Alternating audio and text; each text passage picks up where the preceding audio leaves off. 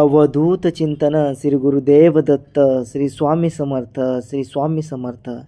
नमस्कार प्रिय स्वामी भक्तांनो, जर तुम्हाला खरोखर स्वामींवर श्रद्धा असेल तर हा व्हिडिओ पूर्ण ऐका. स्वामींचा आशीर्वाद ज्या घरात असतो तिथे सुख, शांतता आणि समृद्धी नक्कीच असते. हा पवित्र मंत्र मनापासून ऐका, प्रार्थना करा आणि स्वामींवर संपूर्ण विश्वास ठेवा.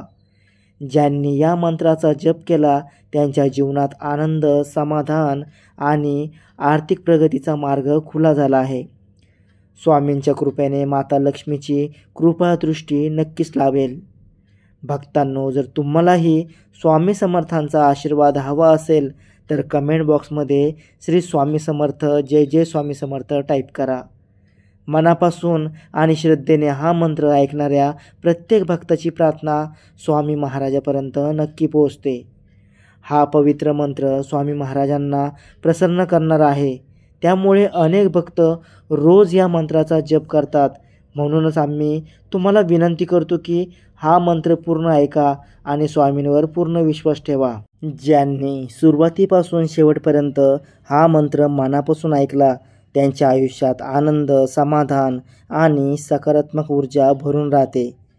स्वामी समर्थ महाराज आपल्या भक्तांच्या मनातील प्रत्येक शुभेच्छा पूर्ण करतात. भक्तांनो, उशीर न करता हा पवित्र मंत्र मनापासून ऐका. मंत्र ऐकताना कमेंट बॉक्समध्ये जय जय श्री स्वामी समर्थ असा जयघोष करा. तुमची प्रार्थना स्वामी महाराजापर्यंत नक्की पोहोचते. असेच नवनवीन श्री स्वामी समर्थांचे पवित्र मंत्र ऐकण्यासाठी आत्ताच आमच्या चॅनलला सबस्क्राईब करा. हा मंत्र मनापासून जपल्यास तुमच्या जीवनात सकारात्मकता, आनंद आणि समाधानाची अनुभूती मिळेल. चला तर मग आजच्या या पवित्र मंत्राला सुरुवात करूया.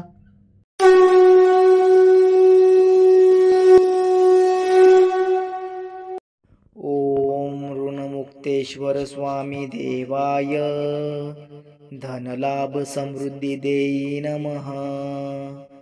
ओम ऋणमुक्तेश्वर स्वामी देवाय धनलाभ समृद्धी देई नमः. ओम ऋणमुक्तेश्वर स्वामी देवाय धनलाभ समृद्धी देई नमः. ओम ऋणमुक्तेश्वर स्वामी देवाय धनलाभ समृद्धी देई नमः. ओम ऋणमुक्तेश्वर स्वामी देवाय धनलाभ समृद्धी देई नमः. ओम ऋणमुक्तेश्वर स्वामी देवाय धनलाभ समृद्धी देई नमः.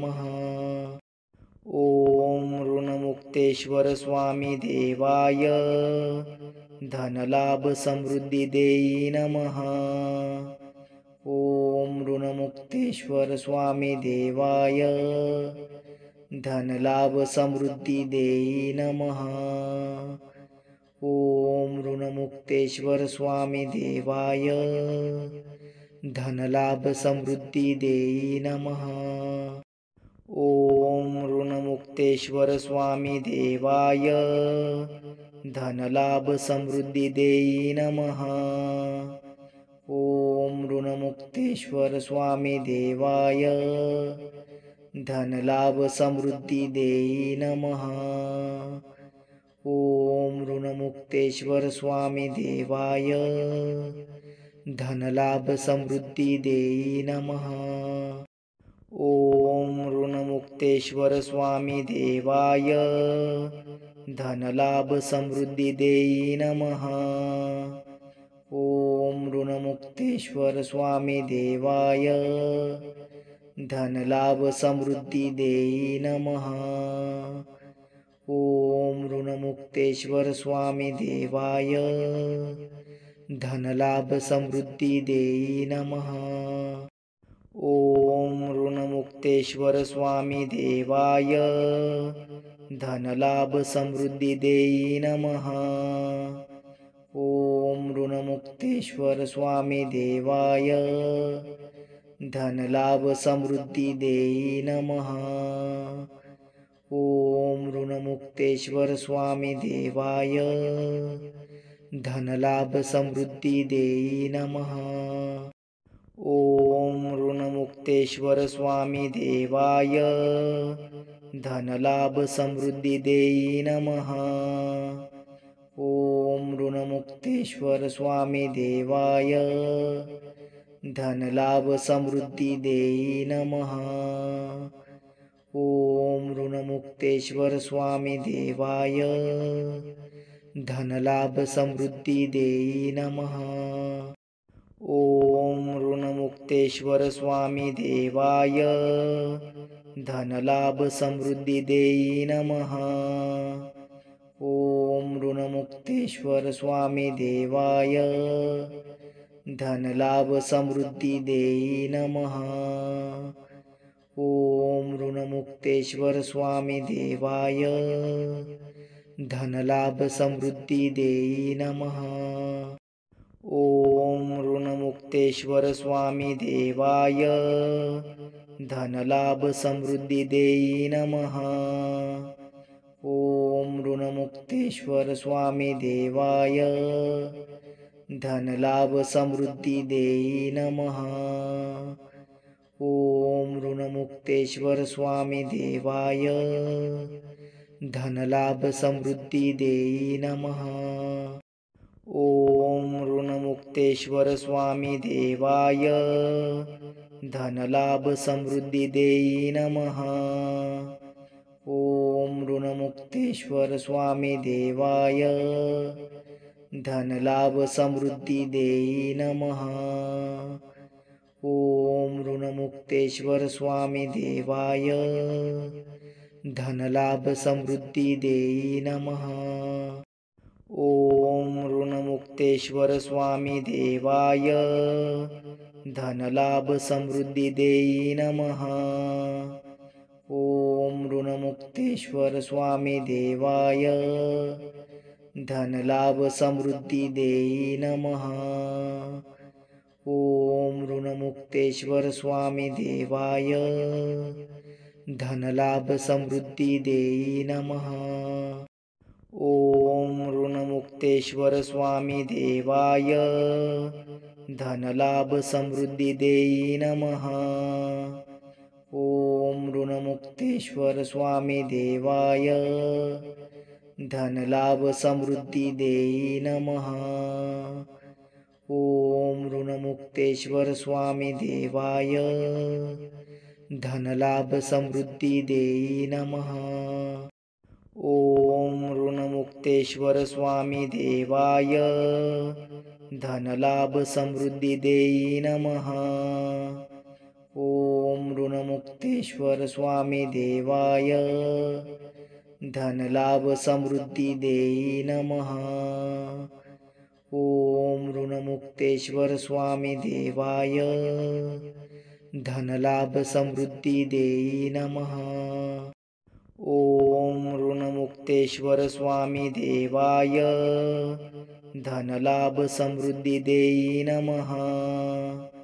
ओम ऋणमुक्तेश्वर स्वामी देवाय धनलाभ समृद्धी देई नमः।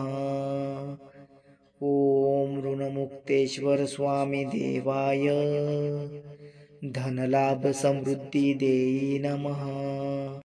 ओम ऋणमुक्तेश्वर स्वामी देवाय धनलाभ समृद्धी देई नमः। ओम ऋणमुक्तेश्वर स्वामी देवाय धनलाभ समृद्धी देई नमः। ओम ऋणमुक्तेश्वर स्वामी देवाय धनलाभ समृद्धी देई नमः। ओम ऋणमुक्तेश्वर स्वामी देवाय धनलाभ समृद्धी देई नमः। ओम ऋणमुक्तेश्वर स्वामी देवाय धनलाभ समृद्धी देई नमः। ओम ऋणमुक्तेश्वर स्वामी देवाय धनलाभ समृद्धी देई नमः। ओम ऋणमुक्तेश्वर स्वामी देवाय धनलाभ समृद्धी देई नमः। ओम ऋणमुक्तेश्वर स्वामी देवाय धनलाभ समृद्धी देई नमः। ओम ऋणमुक्तेश्वर स्वामी देवाय धनलाभ समृद्धी देई नमः। ओम ऋणमुक्तेश्वर स्वामी देवाय धनलाभ समृद्धी देई नमः। ओम ऋणमुक्तेश्वर स्वामी देवाय धनलाभ समृद्धी देई नमः।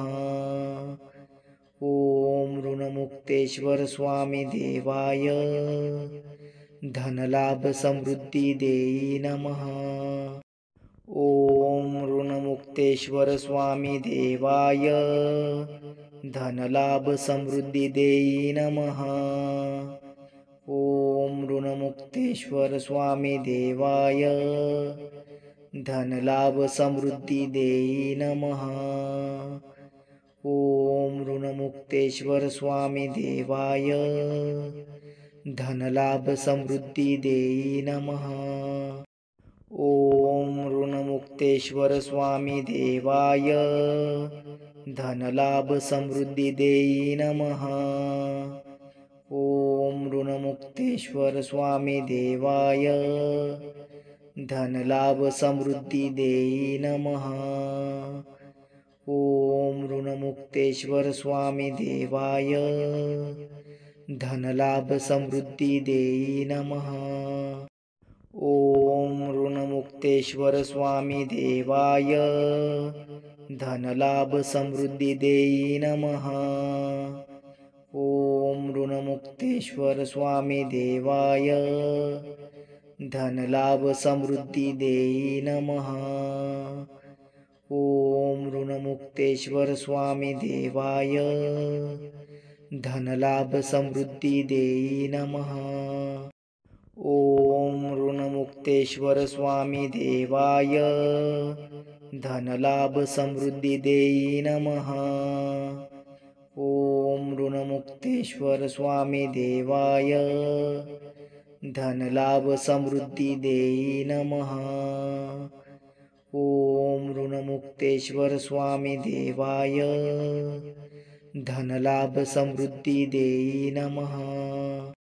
ओम ऋणमुक्तेश्वर स्वामी देवाय धनलाभ समृद्धी देई नमः। ओम ऋणमुक्तेश्वर स्वामी देवाय धनलाभ समृद्धी देई नमः।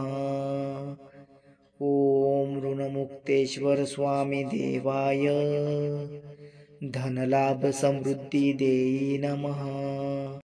ओम ऋणमुक्तेश्वर स्वामी देवाय धनलाभ समृद्धी देई नमः। ओम ऋणमुक्तेश्वर स्वामी देवाय धनलाभ समृद्धी देई नमः। ओम ऋणमुक्तेश्वर स्वामी देवाय धनलाभ समृद्धी देई नमः। ओम ऋणमुक्तेश्वर स्वामी देवाय धनलाभ समृद्धी देई नमः। ओम ऋणमुक्तेश्वर स्वामी देवाय धनलाभ समृद्धी देई नमः। ओम ऋणमुक्तेश्वर स्वामी देवाय धनलाभ समृद्धी देई नमः। ओम ऋणमुक्तेश्वर स्वामी देवाय धनलाभ समृद्धी देई नमः। ओम ऋणमुक्तेश्वर स्वामी देवाय धनलाभ समृद्धी देई नमः। ओम ऋणमुक्तेश्वर स्वामी देवाय धनलाभ समृद्धी देई नमः। ओम ऋणमुक्तेश्वर स्वामी देवाय धनलाभ समृद्धी देई नमः। ओम ऋणमुक्तेश्वर स्वामी देवाय धनलाभ समृद्धी देई नमः। ओम ऋणमुक्तेश्वर स्वामी देवाय धनलाभ समृद्धी देई नमः। ओम ऋणमुक्तेश्वर स्वामी देवाय धनलाभ समृद्धी देई नमः। ओम ऋणमुक्तेश्वर स्वामी देवाय धनलाभ समृद्धी देई नमः। ओम ऋणमुक्तेश्वर स्वामी देवाय धनलाभ समृद्धी देई नमः। ओम ऋणमुक्तेश्वर स्वामी देवाय धनलाभ समृद्धी देई नमः। ओम ऋणमुक्तेश्वर स्वामी देवाय धनलाभ समृद्धी देई नमः। ओम ऋणमुक्तेश्वर स्वामी देवाय धनलाभ समृद्धी देई नमः। ओम ऋणमुक्तेश्वर स्वामी देवाय धनलाभ समृद्धी देई नमः। ओम ऋणमुक्तेश्वर स्वामी देवाय धनलाभ समृद्धी देई नमः। ओम ऋणमुक्तेश्वर स्वामी देवाय धनलाभ समृद्धी देई नमः। ओम ऋणमुक्तेश्वर स्वामी देवाय धनलाभ समृद्धी देई नमः। ओम ऋणमुक्तेश्वर स्वामी देवाय धनलाभ समृद्धी देई नमः। ओम ऋणमुक्तेश्वर स्वामी देवाय धनलाभ समृद्धी देई नमः। ओम ऋणमुक्तेश्वर स्वामी देवाय धनलाभ समृद्धी देई नमः। ओम ऋणमुक्तेश्वर स्वामी देवाय धनलाभ समृद्धी देई नमः। ओम ऋणमुक्तेश्वर स्वामी देवाय धनलाभ समृद्धी देई नमः। ओम ऋणमुक्तेश्वर स्वामी देवाय धनलाभ समृद्धी देई नमः। ओम ऋणमुक्तेश्वर स्वामी देवाय धनलाभ समृद्धी देई नमः। ओम ऋणमुक्तेश्वर स्वामी देवाय धनलाभ समृद्धी देई नमः। ओम ऋणमुक्तेश्वर स्वामी देवाय धनलाभ समृद्धी देई नमः। ओम ऋणमुक्तेश्वर स्वामी देवाय धनलाभ समृद्धी देई नमः। ओम ऋणमुक्तेश्वर स्वामी देवाय धनलाभ समृद्धी देई नमः। ओम ऋणमुक्तेश्वर स्वामी देवाय धनलाभ समृद्धी देई नमः। ओम ऋणमुक्तेश्वर स्वामी देवाय धनलाभ समृद्धी देई नमः। ओम ऋणमुक्तेश्वर स्वामी देवाय धनलाभ समृद्धी देई नमः। ओम ऋणमुक्तेश्वर स्वामी देवाय धनलाभ समृद्धी देई नमः।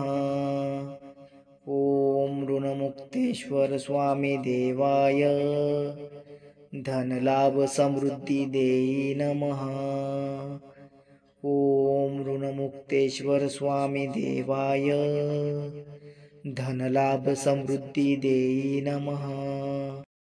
ओम ऋणमुक्तेश्वर स्वामी देवाय धनलाभ समृद्धी देई नमः। ओम ऋणमुक्तेश्वर स्वामी देवाय धनलाभ समृद्धी देई नमः। ओम ऋणमुक्तेश्वर स्वामी देवाय धनलाभ समृद्धी देई नमः। ओम ऋणमुक्तेश्वर स्वामी देवाय धनलाभ समृद्धी देई नमः। ओम ऋणमुक्तेश्वर स्वामी देवाय धनलाभ समृद्धी देई नमः। ओम ऋणमुक्तेश्वर स्वामी देवाय धनलाभ समृद्धी देई नमः। ओम ऋणमुक्तेश्वर स्वामी देवाय धनलाभ समृद्धी देई नमः। ओम ऋणमुक्तेश्वर स्वामी देवाय धनलाभ समृद्धी देई नमः।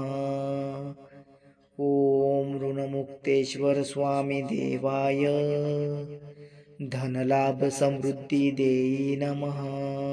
ओम ऋणमुक्तेश्वर स्वामी देवाय धनलाभ समृद्धी देई नमः।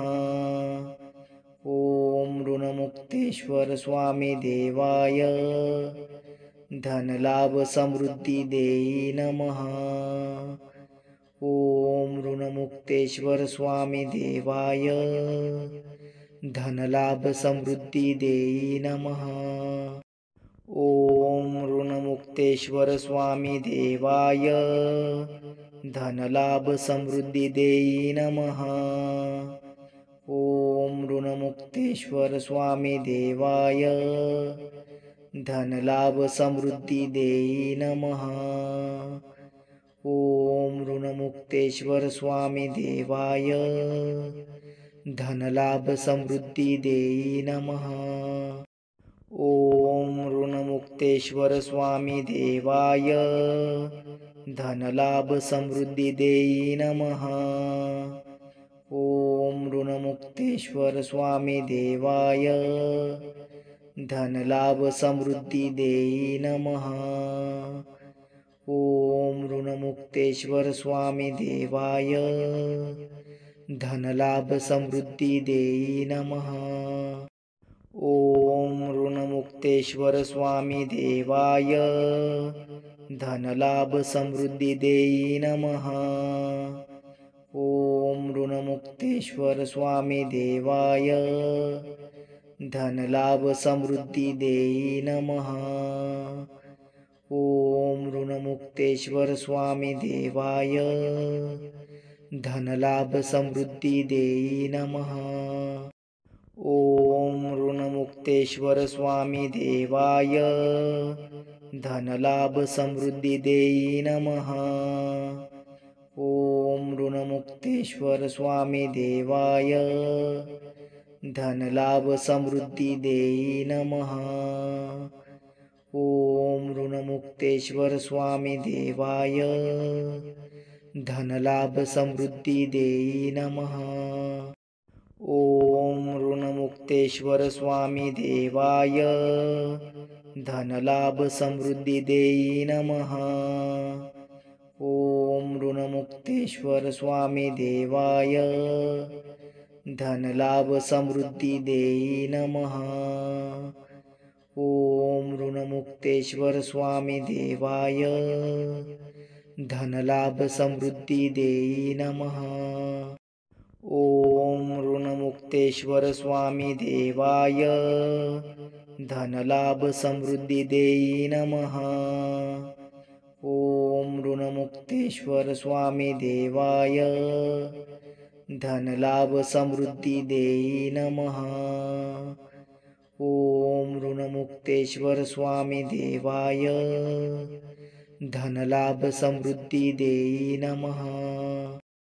ओम ऋणमुक्तेश्वर स्वामी देवाय धनलाभ समृद्धी देई नमः।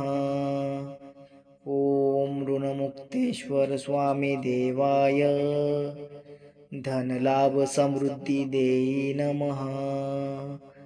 ओम ऋणमुक्तेश्वर स्वामी देवाय धनलाभ समृद्धी देई नमः। ओम ऋणमुक्तेश्वर स्वामी देवाय धनलाभ समृद्धी देई नमः। ऋणमुक्तेश्वर स्वामी देवाय धनलाभ समृद्धी देई नमः। ओम ऋणमुक्तेश्वर स्वामी देवाय धनलाभ समृद्धी देई नमः।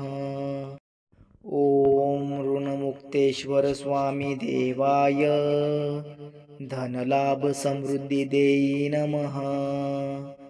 ओम ऋणमुक्तेश्वर स्वामी देवाय धनलाभ समृद्धी देई नमः। ओम ऋणमुक्तेश्वर स्वामी देवाय धनलाभ समृद्धी देई नमः। ओम ऋणमुक्तेश्वर स्वामी देवाय धनलाभ समृद्धी देई नमः।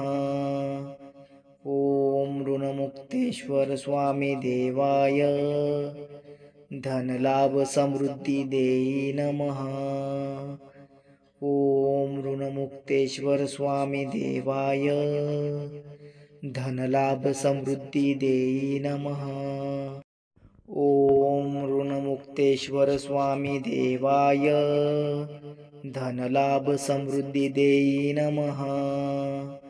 ओम ऋणमुक्तेश्वर स्वामी देवाय धनलाभ समृद्धी देई नमः। ओम ऋणमुक्तेश्वर स्वामी देवाय धनलाभ समृद्धी देई नमः। ओम ऋणमुक्तेश्वर स्वामी देवाय धनलाभ समृद्धी देई नमः। ओम ऋणमुक्तेश्वर स्वामी देवाय धनलाभ समृद्धी देई नमः। ओम ऋणमुक्तेश्वर स्वामी देवाय धनलाभ समृद्धी देई नमः। ओम ऋणमुक्तेश्वर स्वामी देवाय धनलाभ समृद्धी देई नमः। ओम ऋणमुक्तेश्वर स्वामी देवाय धनलाभ समृद्धी देई नमः।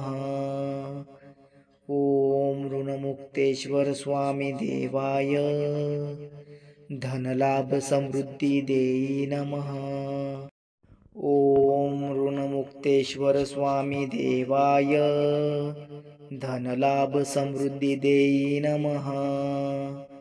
ओम ऋणमुक्तेश्वर स्वामी देवाय धनलाभ समृद्धी देई नमः। ओम ऋणमुक्तेश्वर स्वामी देवाय धनलाभ समृद्धी देई नमः। ओम ऋणमुक्तेश्वर स्वामी देवाय धनलाभ समृद्धी देई नमः। ओम ऋणमुक्तेश्वर स्वामी देवाय धनलाभ समृद्धी देई नमः। ओम ऋणमुक्तेश्वर स्वामी देवाय धनलाभ समृद्धी देई नमः। ओम ऋणमुक्तेश्वर स्वामी देवाय धनलाभ समृद्धी देई नमः। ओम ऋणमुक्तेश्वर स्वामी देवाय धनलाभ समृद्धी देई नमः। ओम ऋणमुक्तेश्वर स्वामी देवाय धनलाभ समृद्धी देई नमः। ओम ऋणमुक्तेश्वर स्वामी देवाय धनलाभ समृद्धी देई नमः। ओम ऋणमुक्तेश्वर स्वामी देवाय धनलाभ समृद्धी देई नमः। ओम ऋणमुक्तेश्वर स्वामी देवाय धनलाभ समृद्धी देई नमः। ओम ऋणमुक्तेश्वर स्वामी देवाय धनलाभ समृद्धी देई नमः। ओम ऋणमुक्तेश्वर स्वामी देवाय धनलाभ समृद्धी देई नमः। ओम ऋणमुक्तेश्वर स्वामी देवाय धनलाभ समृद्धी देई नमः. ओम ऋणमुक्तेश्वर स्वामी देवाय धनलाभ समृद्धी देई नमः. ओम ऋणमुक्तेश्वर स्वामी देवाय धनलाभ समृद्धी देई नमः. ओम ऋणमुक्तेश्वर स्वामी देवाय धनलाभ समृद्धी देई नमः. ओम ऋणमुक्तेश्वर स्वामी देवाय धनलाभ समृद्धी देई नमः. ओम ऋणमुक्तेश्वर स्वामी देवाय धनलाभ समृद्धी देई नमः. ओम ऋणमुक्तेश्वर स्वामी देवाय धनलाभ समृद्धी देई नमः. ओम ऋणमुक्तेश्वर स्वामी देवाय धनलाभ समृद्धी देई नमः. ओम ऋणमुक्तेश्वर स्वामी देवाय धनलाभ समृद्धी देई नमः. ओम ऋणमुक्तेश्वर स्वामी देवाय धनलाभ समृद्धी देई नमः. ओम ऋणमुक्तेश्वर स्वामी देवाय धनलाभ समृद्धी देई नमः. ओम ऋणमुक्तेश्वर स्वामी देवाय धनलाभ समृद्धी देई नमः. ओम ऋणमुक्तेश्वर स्वामी देवाय धनलाभ समृद्धी देई नमः. ओम ऋणमुक्तेश्वर स्वामी देवाय धनलाभ समृद्धी देई नमः. ओम ऋणमुक्तेश्वर स्वामी देवाय धनलाभ समृद्धी देई नमः. ओम ऋणमुक्तेश्वर स्वामी देवाय धनलाभ समृद्धी देई नमः. ओम ऋणमुक्तेश्वर स्वामी देवाय धनलाभ समृद्धी देई नमः. ओम ऋणमुक्तेश्वर स्वामी देवाय धनलाभ समृद्धी देई नमः. ओम ऋणमुक्तेश्वर स्वामी देवाय धनलाभ समृद्धी देई नमः.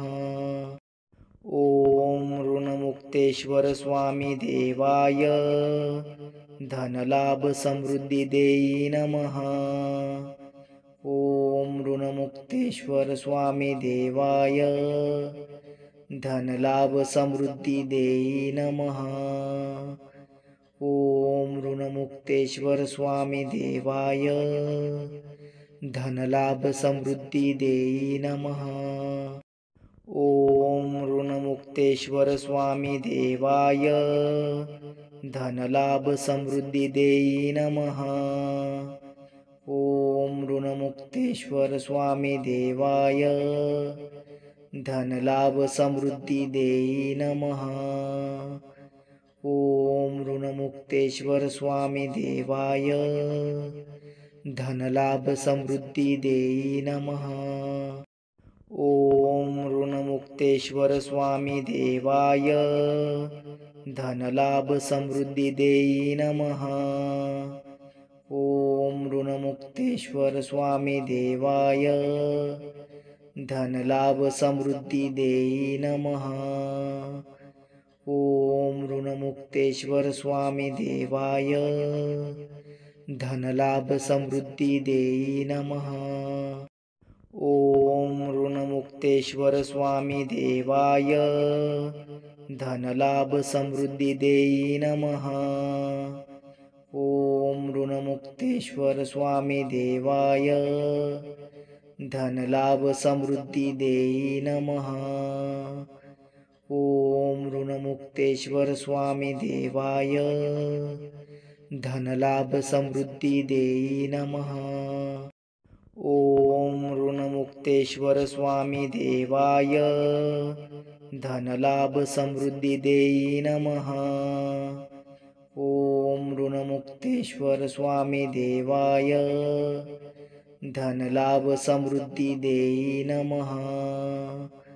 ॐ ऋणमुक्तेश्वर स्वामी देवाय धनलाभ समृद्धी देई नमः।